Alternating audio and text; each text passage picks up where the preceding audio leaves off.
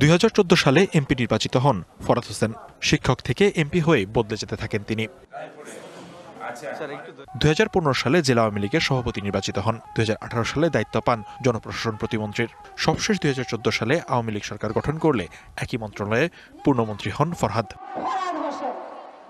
স্থানীয়দের অভিযোগ, গুরুত্বপূর্ণ মন্ত্রণালয়ের দায়িত্ব পাওয়ার পরই বেরিয়ে আসতে থাকে ফরহাদ হোসেনের আসল রূপ। পুরো জেলায় একচ্ছত্র আধিপত্য বিস্তার করেন তিনি। স্বজনদের গুরুত্বপূর্ণ পদ দিয়ে কায়েম করেন পরিবারতন্ত্র। স্ত্রী সৈয়দা মোনালিসাকে কেন্দ্রীয় যুব মহিলা লীগের সদস্য, ছোট ভাই সরফরাজ হোসেন মৃদুলকে বানান জেলা যুবলীগের যুগ্ম আহ্বায়ক এবং বোনজামাই ইউপি চেয়ারম্যান বাবলু বিশ্বাস পান জেলা আওয়ামী লীগের সহসভাপতির পদ। মেহেরপুর সহ আশপাশের কয়েকটি জেলায় ছড়ি ঘোরাতেন তারা। ক্যাসিনো ব্যবসার পরিচালনা সহ ঠিকাদারি কাজের কমিশন নিজে আদায় করতেন ফরহাদ হোসেনের স্ত্রী। এভাবে তিনি কোটি টাকা হাতিয়ে নিজস্ব বলয় তৈরি করেন। দলের নেতাদের কোণঠাসা করে তৈরি করেন ফরহাদ লীগ। সম্পদ গড়েছেন দেশ ও দেশের বাইরে। পারিবারিক একটা দলে পরিণত হয়েছিল। মেহেরপুরের সকল ব্যবসা বাণিজ্য থেকে শুরু করে এখানে অনেক লোক মানে জুয়ার সঙ্গে জড়িত, সমস্ত কিছুই তার পরিবার নিয়ন্ত্রণ করত। বাংলাদেশের সবচাইতে বড় ক্যাসিনোর সিন্ডিকেট হচ্ছে মেহেরপুর জেলায়। আর এই ক্যাসিনো সিন্ডিকেটটা চালাই নাকি তার মোনালিসা, তার স্ত্রী নাকি সবকিছু নিয়ন্ত্রণ করত। ফরহাদ তার ভাই ও বোনের স্বামী বিএডিসি সেচ প্রকল্প, সার ও বীজ বরাদ্দের বন্টন ছাড়াও সব সরকারি দপ্তরের কাজ নিয়ন্ত্রণ করতেন। সব কাজ তাদের বাসায় বসে ভাগাভাগি হতো। এভাবে বঞ্চিত হয়েছেন সাধারণ ব্যবসায়ীরা। বিএডিসির মুজিবনগর প্রকল্প নামে একটি প্রকল্প আছে। এই প্রকল্প সমস্ত ঠিকাদারি কাজ তাদের মাধ্যমে নিয়ন্ত্রণ হতো এবং তাদের পরিবার, তার ওয়াইফ এবং তার ভাই এটা নিয়ন্ত্রণ করতেন। আমরা কিন্তু জানতামই যে মন্ত্রী পরিবারের একটা বড় পার্ট নেওয়ার পরে যা যৎসামান্য সেটা আমরা পাইতাম। ব্যবসায়ীরা বলছেন কোন সেক্টর ফরহাদ পরিবারের নিয়ন্ত্রণের বাইরে ছিল না। তাদের দাপটের কাছে অসহায় ছিলেন ঠিকাদাররা। জিনিসপত্র তছরূপ করে, আমার অফিস তছনছ করে, আমার ফাইলপত্র সব নষ্ট করে দেয়। তারা আমার বিভিন্ন ডকুমেন্টসও তারা নষ্ট করে দিয়েছে। তারা পুলিশকে এভাবেই আমার বিরুদ্ধে ব্যবহার করেছিল। এছাড়া মেহেরপুরে বাড়ি, ব্যবসা প্রতিষ্ঠান সহ নানা সম্পদ আছে ফরহাদ ও তার পরিবারের সদস্যদের। টেন্ডার কমিশন নিয়োগ ও দলীয় বাণিজ্যের মাধ্যমে শত শত কোটি টাকার মালিক হওয়ার অভিযোগ আছে ফরহাদ হোসেনের বিরুদ্ধে। ঢাকায় একাধিক ফ্ল্যাট, কানাডার বেগমপাড়ায় বাড়ি সহ বেশ কয়েকটি দেশে সম্পদ পাচারের তথ্য সামনে এসেছে। যদিও সবশেষ হলফনামায় তার ছিটে ফোটাও নেই। 2014-তে বার্ষিক আয় দেখান 6,12,000 টাকা, আর 2024-এ দেখান 47,25,000। স্থাবর সম্পদ 2014-তে শুধু অকৃষি জমি দেখালেও 10 বছরে সেই জমি ছাড়াও বেড়ে হয় 75 লাখ টাকা, আর অস্থাবর সম্পদ 26,27,000 থেকে হয় 6,75,00,000 টাকা। সরকারি ত্রাণের টাকার মালামাল আত্মসাতের অভিযোগে ফরহাদ হোসেনের বিরুদ্ধে মামলা করেছে দুদক। সরকার পতনের পর গ্রেপ্তার হয়ে কারাগারে আছেন সাবেক জনপ্রশাসন মন্ত্রী Farhad Hossain. DBC news desk. 2008 সালে নবম জাতীয় সংসদ নির্বাচনে আওয়ামী লীগ সরকার গঠনের পরের বছরই নির্বাচন না ভোটের বিধান বাতিল করা হয়। তবে এই সংস্কার কমিশন নতুন করে সেটি আবার যুক্ত করতে যাচ্ছে সংস্কার প্রস্তাবে। শুধু না ভোট নয়, যে কোনো ধরনের গুরুত্বপূর্ণ সিদ্ধান্ত নেওয়ার আগে রাজনৈতিক ঐক্যমত্য জরুরি, এমনটাই মনে করেন বিএনপির স্থায়ী কমিটির সদস্য আমির খসরু মাহমুদ চৌধুরী। পরামর্শ দেন সংসদের মতামত নেয়ার। যে কোনো বিষয়ে ঐক্যমত যেখানে হবে, যদি জাতীয় ঐক্যমত হয়ে যায় সমস্যা নেই, না হলে তো আমাকে জনগণের আগামী নির্বাচনে জনগণের কাছে যেতে হবে, তাদের ম্যান্ডেট নিয়ে আমাকে পাস করতে হবে। আর সমমনার রাজনৈতিক দলগুলো বিষয়টিকে চ্যালেঞ্জ হিসেবেই দেখছেন। সরকারের পক্ষ থেকে প্রস্তাব আসার পরেই এই নিয়ে নিজেদের মত জানাবেন তারা। যিনি ঐক্যমত্য কমিশনের চেয়ারম্যান, তিনি কথা বলবার পরে দেখলেন এটা নিষ্পত্তি করা যাচ্ছে না, ছেড়ে দেবেন, করবেন না, যা ছিল তাই থাকবে। রাজনৈতিক দল, বিশেষ করে যাদের স্টেক বড়, তারা যদি সংস্কারটা না চায়, তাহলে যে সংস্কার আপনি করবেন সেটা তো চলবে না, কারণ সংসদে ভোটে পাস হবে না। রাজনৈতিক দল, শিক্ষার্থী এবং সমাজের অন্যান্য অংশের মধ্যে যে আরও বেশি আলাপ আলোচনা, সেই আলাপ আলোচনার সূত্রপাত এই সংস্কার কমিশনগুলোর রিপোর্ট দেওয়ার পরে আমরা শুরু করব। আগামীতে দেশের নির্বাচন ব্যবস্থাকে শক্তিশালী করতে প্রস্তাবিত সংস্কারের বাস্তবায়ন নিয়েও প্রশ্ন তুলেছেন নির্বাচন বিশ্লেষকরা। ঐক্যমত্য তৈরি না হলে গৃহীত পদক্ষেপ সরকারের জন্য বড় চ্যালেঞ্জ হয়ে দাঁড়াতে পারে বলে মনে করছেন তারা।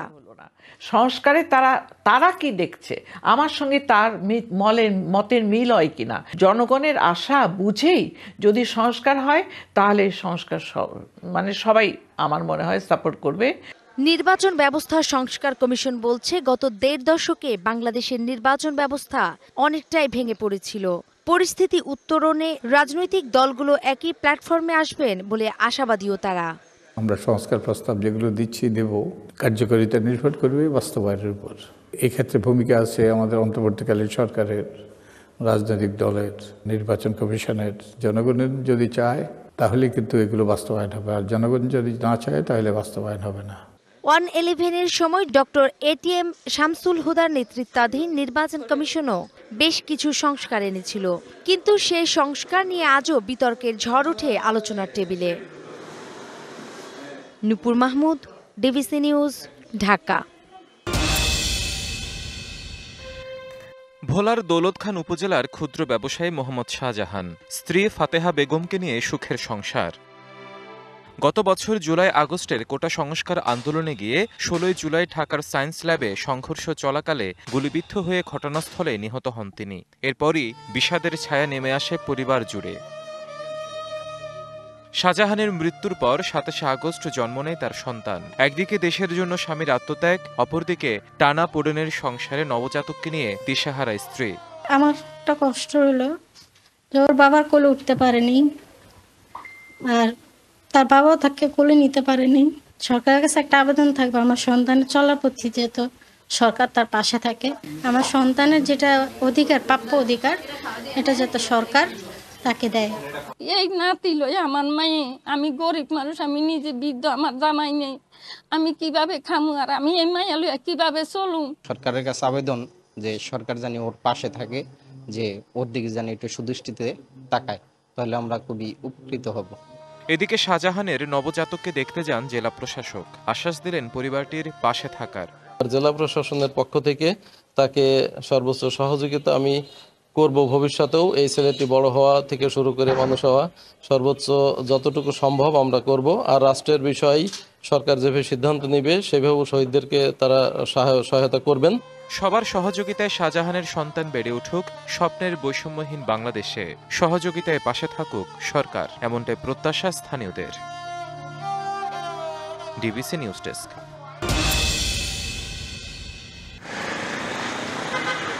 রাজধানীর মিরপুরের 60 ফুট রোড, যার বেশিরভাগ অংশই খানাখন্দে ভরা।